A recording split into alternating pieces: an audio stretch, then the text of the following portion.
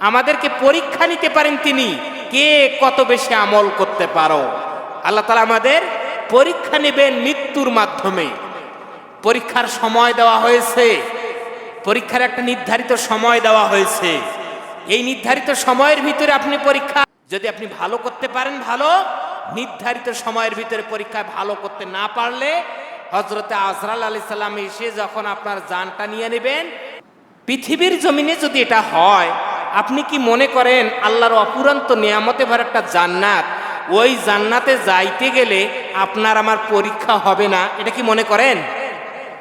কখনো না। সূরা মুলকের ভিতরে আল্লাহ তাআলা বলতেছেন, সূরা মুলকের ভিতরে বলছেন আল্লাযী খলাকাল মাউতা ওয়াল হায়াতা, আর তিনি আল্লাহ তাআলা সৃষ্টি করেছেন তোমাদের মৃত্যু এবং জীবনকে, লিয়াবলুয়াকুম আইয়ুকুম আহসানু আমালা, জীবন এবং মৃত্যুকে এজন্য সৃষ্টি করেছেন যাতে করে তিনি তোমাদের পরীক্ষা নিতে পারেন কে কত বেশি ভালো আমল করতে পারো। সুবহানাল্লাহ বলেন, কে কত বেশি ভালো আমল করতে পারো।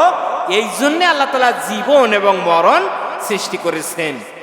জীবন মরণ এজন্যই সৃষ্টি করা হয়েছে যে যাতে আল্লাহ তাআলা আমাদের পরীক্ষা নিতে পারেন।